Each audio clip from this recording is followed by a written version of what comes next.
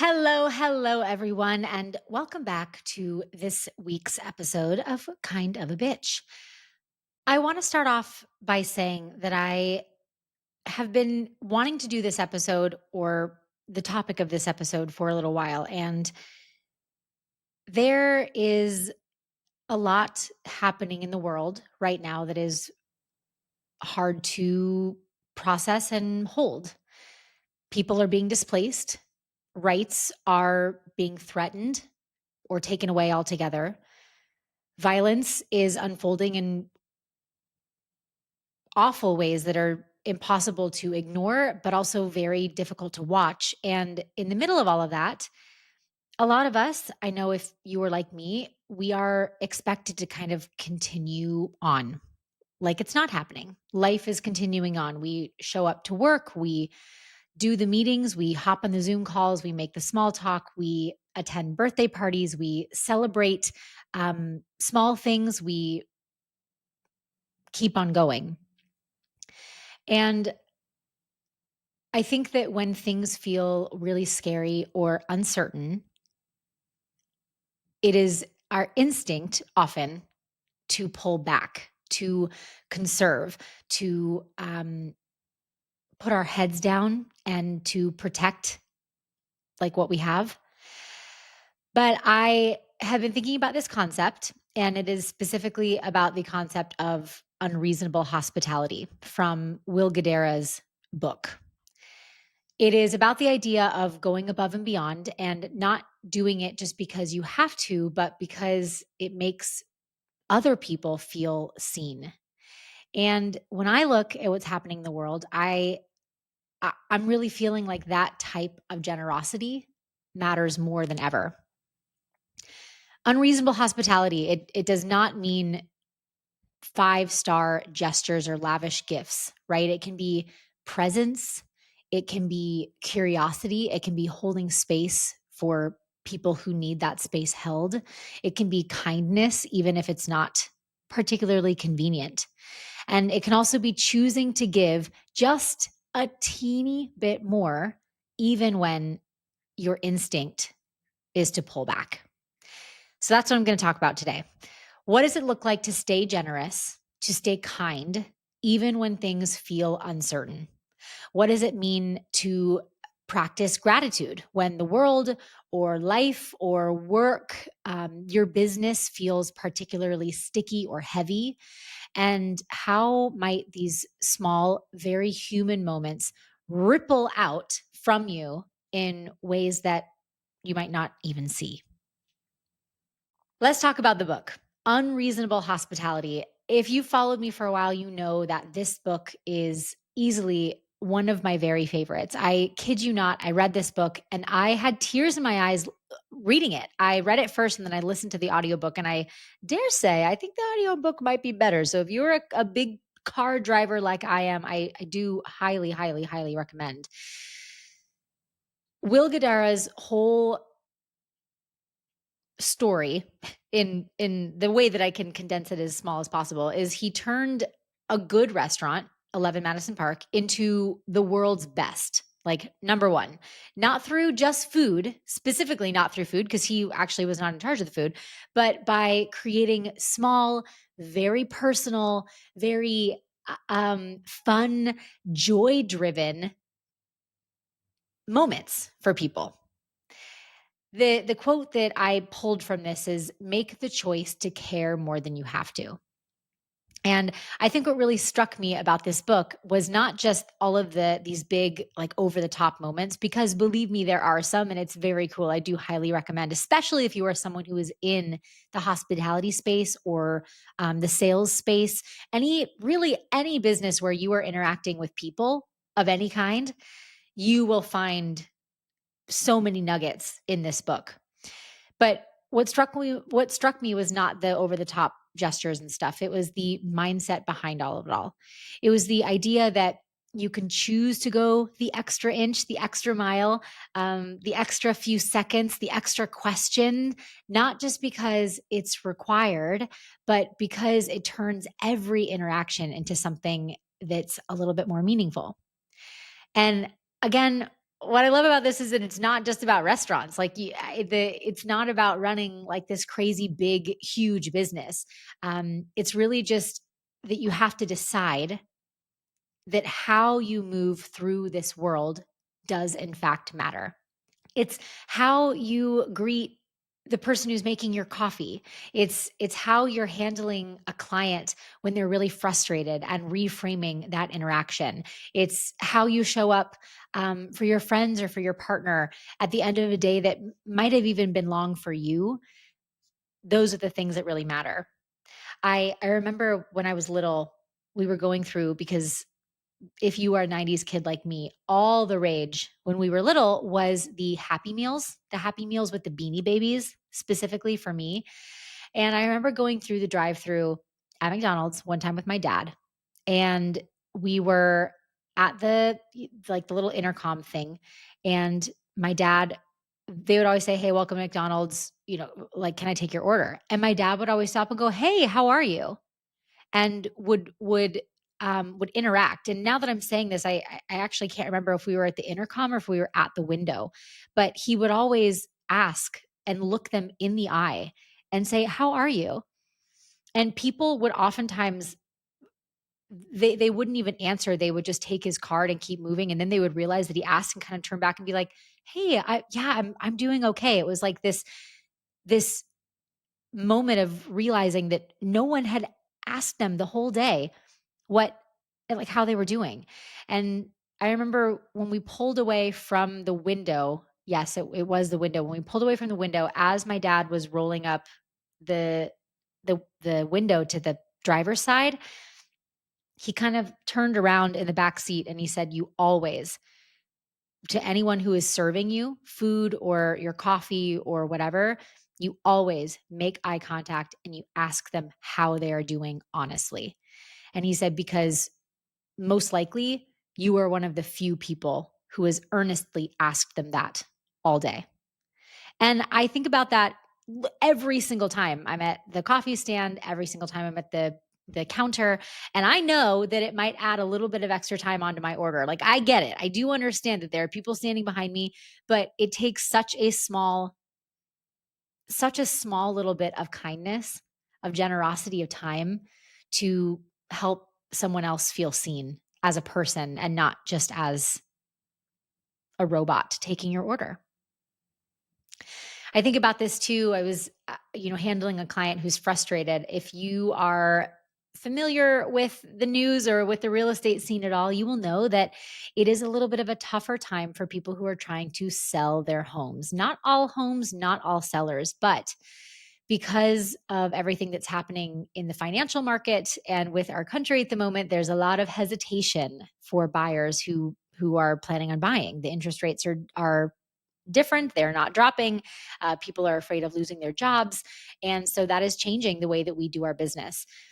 And what I have noticed in the past few weeks, and one of the reasons why I'm thinking about this topic, is that I am feeling particularly responsible for my clients' feelings, for their disappointment, for their frustration. And I caught myself just today, literally just today. I had a client whose listing is up, and because I noticed that they had started asking me a lot of questions. The listing is already up, and there's a lot of checking in. And my client sent me a question via text, and I read it as a little bit accusatory would be the best way to say it. It felt like I was being accused of not doing something.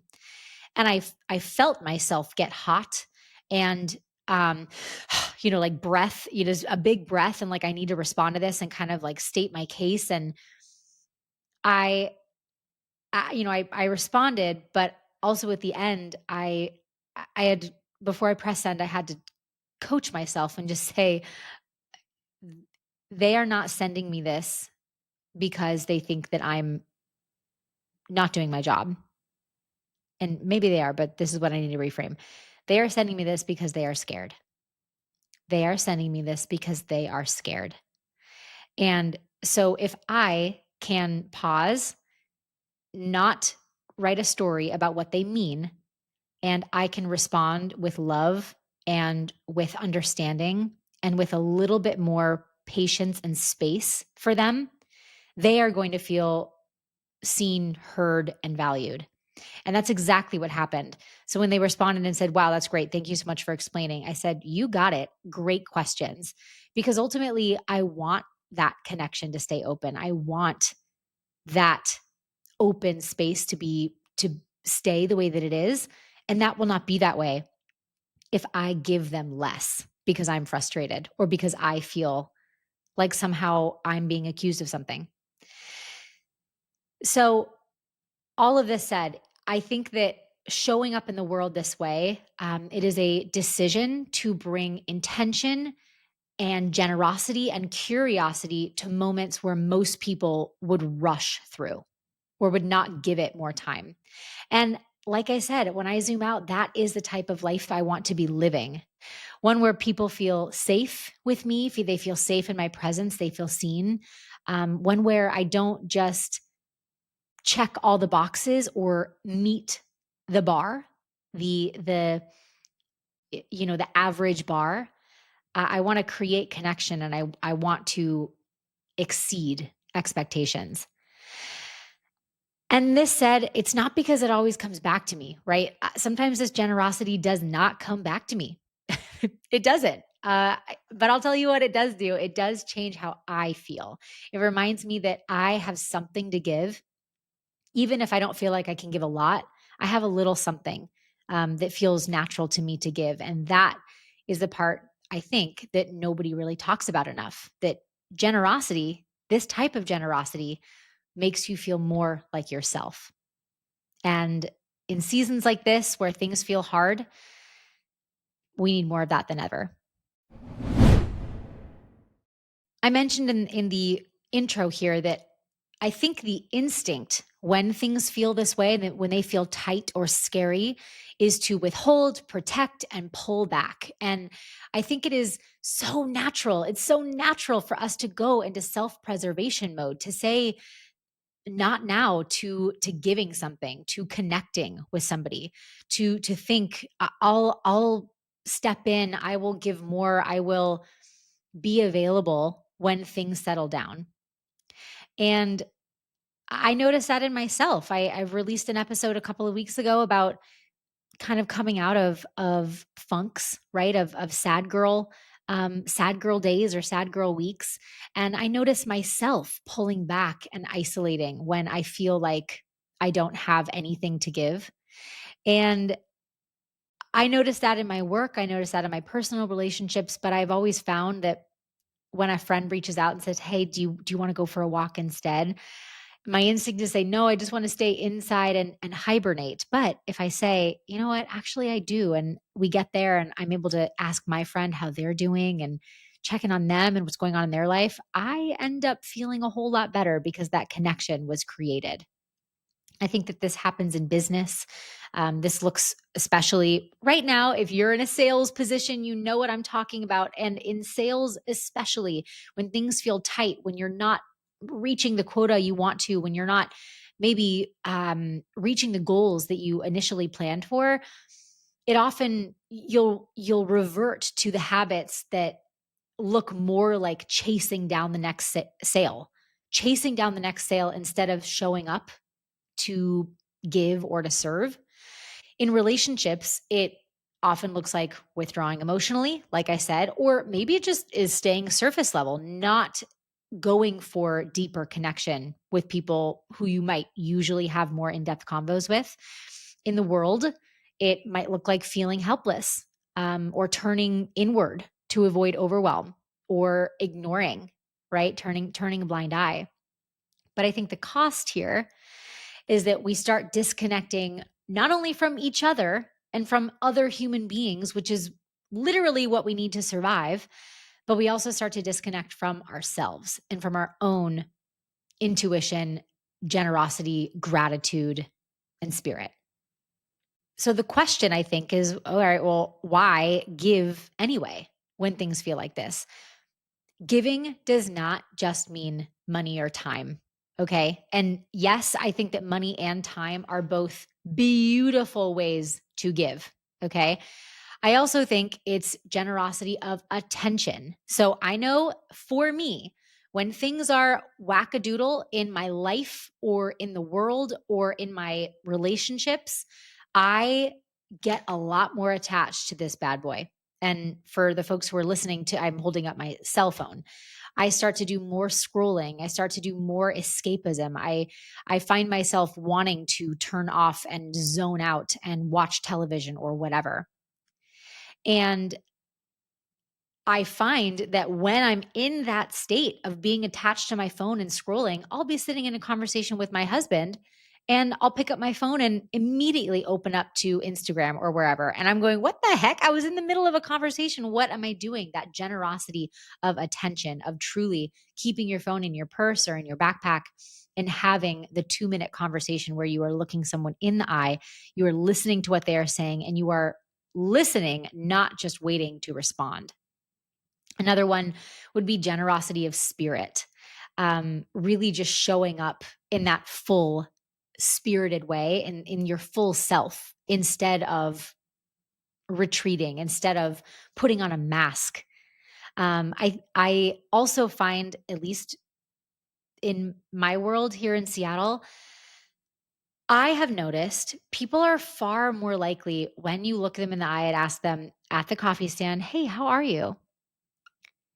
Another question that I've heard recently is like, what's good, or what's been going on? Questions like that that invite more explanation.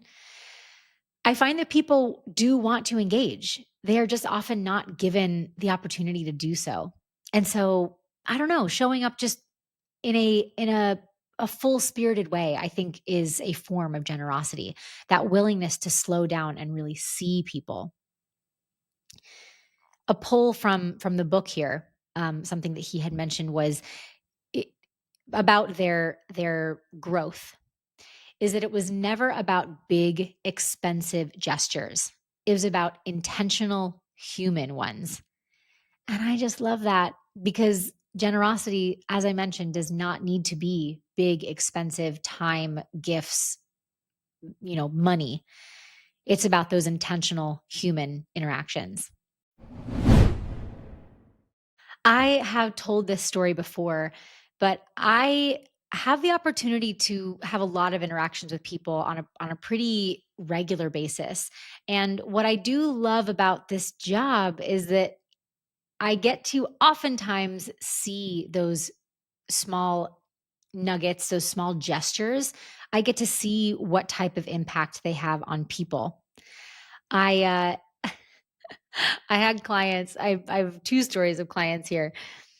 I had these clients and they were first time home buyers, and they were a little bit older. So they waited until they were older. They had, teenage, like late stage teenage kids. I think a couple of the kids had already moved out to buy their first home. And I remember their it felt maybe a little bit like shame, more embarrassment that it had taken them so long.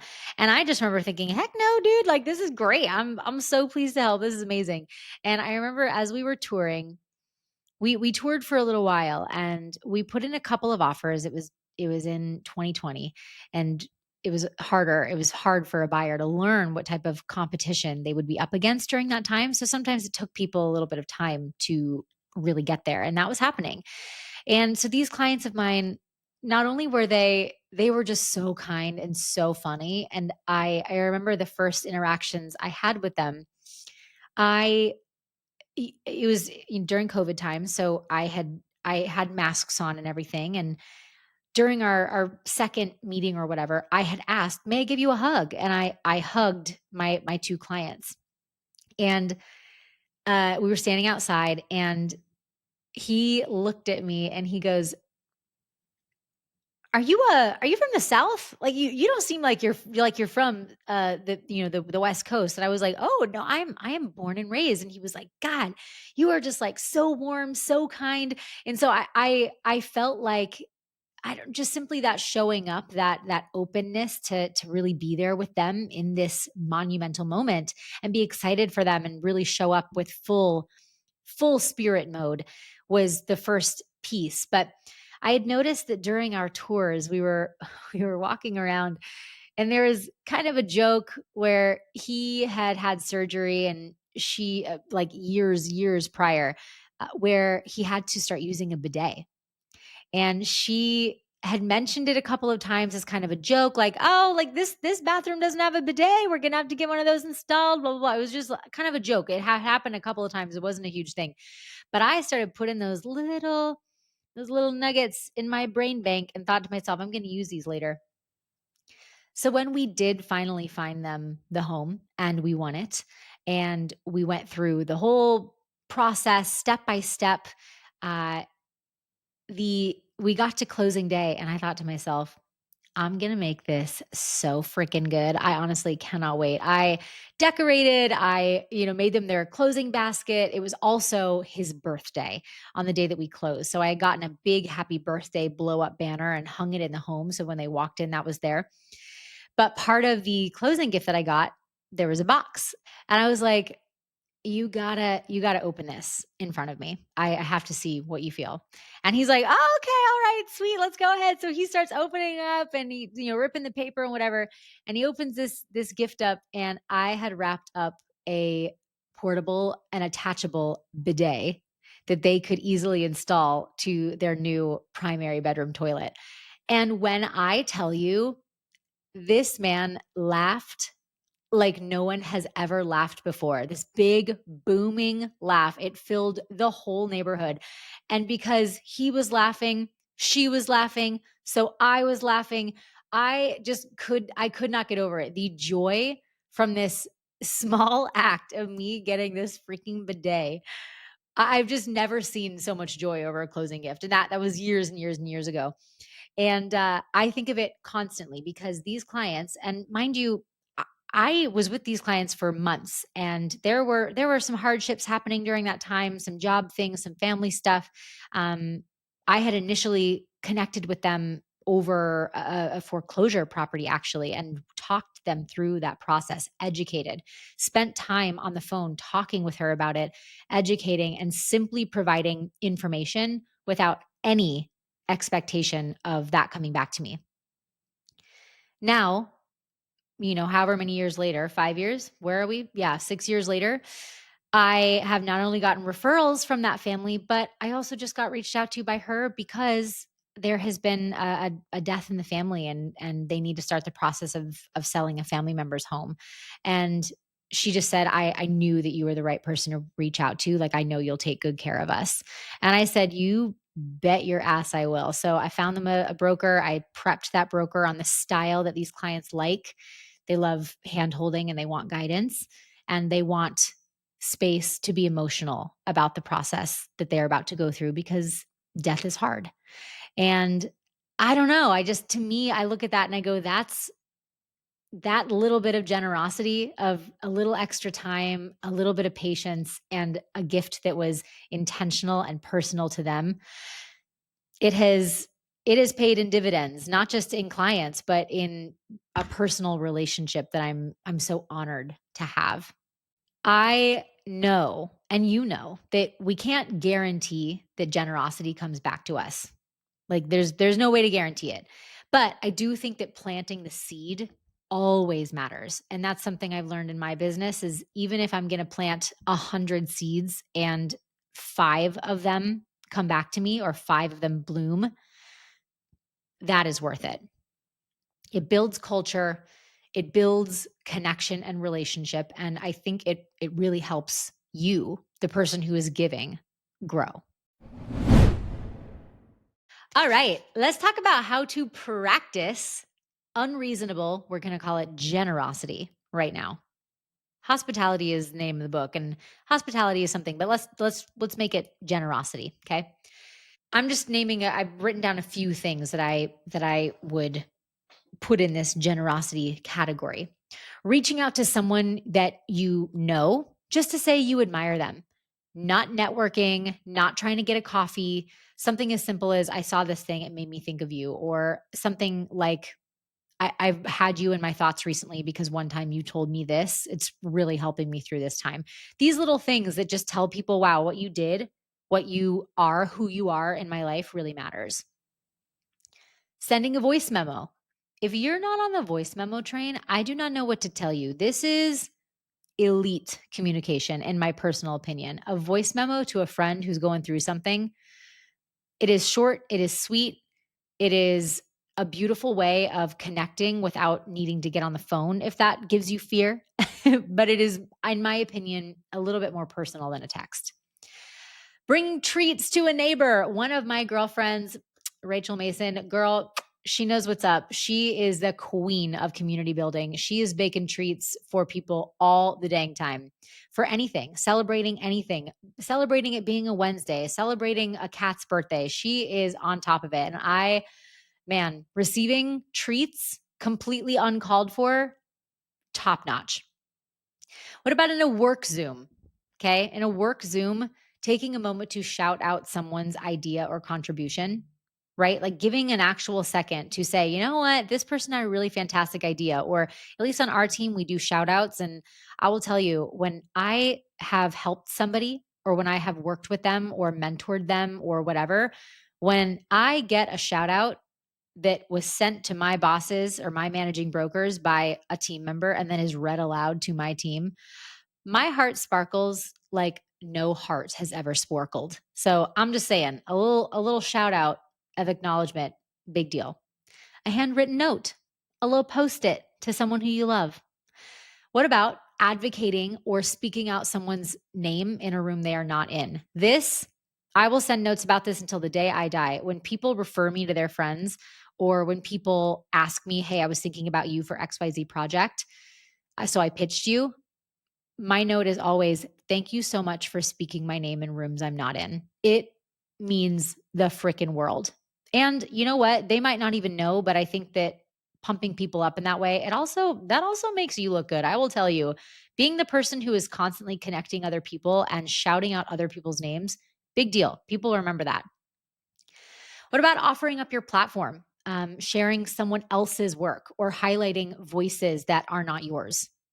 I think that is also an incredible way to practice that type of generosity. What about offering curiosity instead of defensiveness? This is what I was talking about earlier. I read this message. I'm feeling high stress. There are a lot of things in my life right now that I feel like I cannot control, both in the world and personally and in my business. And that often leads to me compensating by trying to control in other areas. And it is especially difficult when I can't control things like the market or whether or not a buyer wants to purchase my client's home. And so what that leads to is when I receive a text that, I don't know, is maybe just is written with a period. I'm not sure. It just is a little bit, it's there's no softness to it. I immediately go, they hate me, I'm in trouble. They're accusing me of not doing my job. I immediately jump to there because we're at max capacity. And really taking a second to, when you feel that cortisol spike, and if you listened to a couple of weeks ago about the emotion having a 90-second lifespan, sitting with that spike for 90 seconds, breathe through it, reframing, and then offering curiosity, because most likely that comment, even if it was an accusation, even if it is something that was a little snarky, offering curiosity will help you get to the bottom of the real emotion, which, like I said, in my case, the real emotion there was fear. My client is scared. And you don't know what the other person is feeling. It might be sadness, it might be anger, it might be fear, but offering curiosity is another form of generosity. So all I'm saying is let the new bar, the new average, be a little more than necessary, right? Like, I want to go above the bar. I want to be a little bit better than what I have to be. Let the new bar be a little more than necessary, just a little. Something I think that goes hand in hand with generosity is gratitude. And boy, oh boy. This was the original thought about this particular episode, was about practicing gratitude. And I have found myself, when I'm sitting in gratitude, it replenishes me in ways that few things can. And when I feel like I'm full of gratitude for things, it does make me want to give a little more. So, especially in times like this, especially when things feel hard, when things feel scary, when things feel tight, when things feel like you don't have control, finding opportunities to practice that gratitude is going to refill your cup. Gratitude, I will also say, does not mean ignoring suffering. I'm not saying to I'm not saying to engage in toxic positivity here, but I am saying that two things can be true at one time. And even if things are feeling bad, if things are not going the way that you would like them to, there are still things that are good in this world that I think deserve time to be acknowledged and cherished. I think it is about anchoring in what is still good. And like I said, I think that sometimes people will confuse this idea of turning to gratitude as toxic positivity, and it is not that. I think that gratitude can coexist with grief, with rage, with fear. But the one thing that I do think that it is highly helpful with is anxiety. And I know that for me, that is what I personally feel in seasons like this, is a lot of anxiety. And I had someone tell me once that the two, gratitude and anxiety, they don't exist in the same room very well. So if you're feeling that anxiety, finding opportunity to sit with gratitude can really help, um, kind of snuff out that anxiety. It is a practice of noticing, not of dismissing. And it also helps to remind, at least for me, not everything is broken, right? There are still things worth tending to. Our friends are still having celebrations. They're getting promotions. They're having babies. They're getting married. There's so much love to be seen as well. And I think turning to that in moments where your business might not be doing what you want it to do, or where your family situation or health with parents might not feel the way that you want it to, there are still so many things that we are lucky and blessed to have in our lives. I made a note to myself here, that there's a lot of research actually that notes how gratitude increases emotional resilience. And woo, I'll tell you what, I need emotional resilience the same as everybody else, but I'm feeling it right now. Something my therapist has mentioned the other week is, she was like, "You are not closing the stress loop. You're not closing the stress loop." I started running from the tiger, the cortisol spiked, and then I, you know, got a mean text from a client, or I had a buyer terminate an offer or whatever, that kind of stuff. And so I kept running from the tiger. My body still thinks it's running from the tiger, and I didn't close the stress loop and release the breath and take a nap. Uh, and woo, I'll tell you what, that that's exhausting. And even though it does feel like resilience for a time, ooh, it starts to feel like burnout pretty quickly. So I'm just saying, gratitude increases emotional resilience. It helps with your sleep, it reduces stress, and it does all of these things even when things are hard. Gratitude and generosity are active forms of hope. I mentioned this earlier.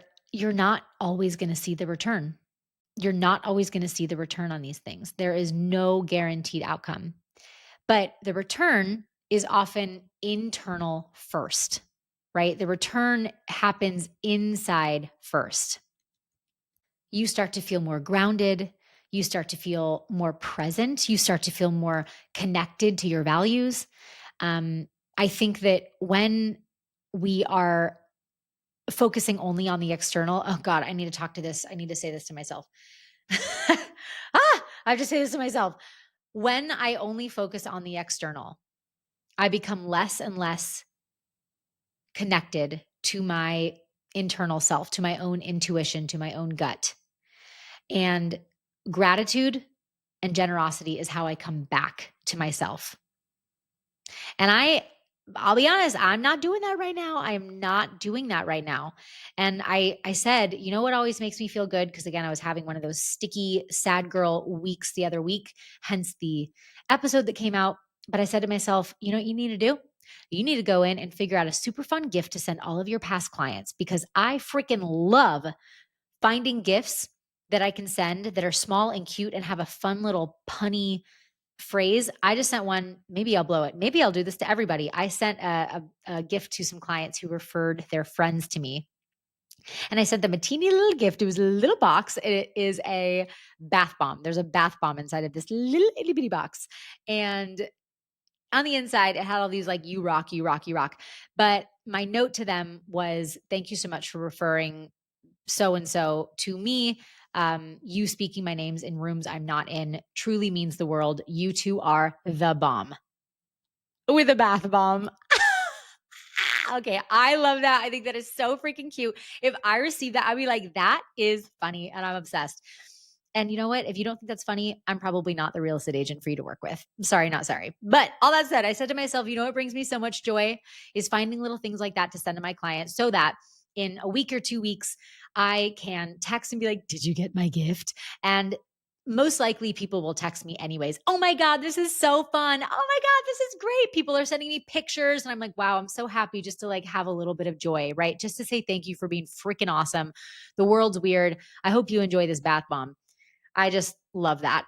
Or these chocolates or these caramels or these cookies, whatever I'm sending. So I said to myself, I want to come back to myself. I want to feel a little more like myself. And what's one way that I always know makes me feel better? It is being generous and sending cute little freaking gifts for no reason.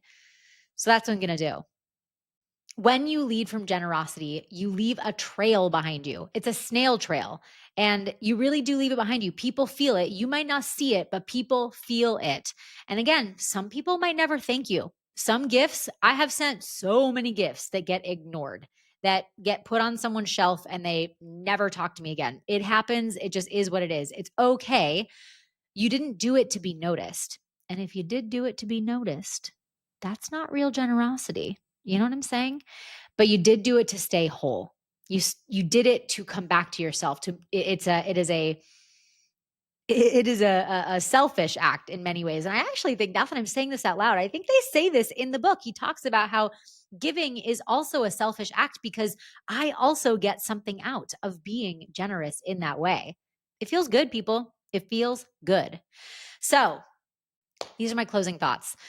Will Guidara, he talks about how hospitality is about making people feel seen, not just served. And of course, he works in a restaurant, so that's what he's talking about, not just doing the job, but making people feel seen and cherished with that job. And when things feel certain or scary, I think that is exactly what we need more of. A little more presence, a little more care, a little more noticing, a little more curiosity, because unreasonable hospitality is not just about being fancy and extravagant. It is about choosing to care on purpose. And even if you don't know how far that care is going to go, like even if you don't know whether that is going to come back to you, you still planted something good. You still planted a seed. Someone else might benefit from that seed, but you still planted one. If you have any stories where a tiny action, a small action from someone else showing up for you or sending something or saying something, just small acts of generosity made a huge difference in your life or in your mood or in your week or in your year, please, I would love if you shared them with me. If you're listening to this and you have one, please send me a text. Please send me a DM. I love reading those, and we need more of those stories right now for sure. That said, my challenge for you is, if there are areas in your week, in your next month, where you are looking and you're going, what is it one way that I can be a little bit more generous, a little bit more giving? It doesn't have to be hugely effortful, but just a little bit more giving. I want you to do it and see how it feels afterwards. I'm telling you right now, That shit feels good. All right.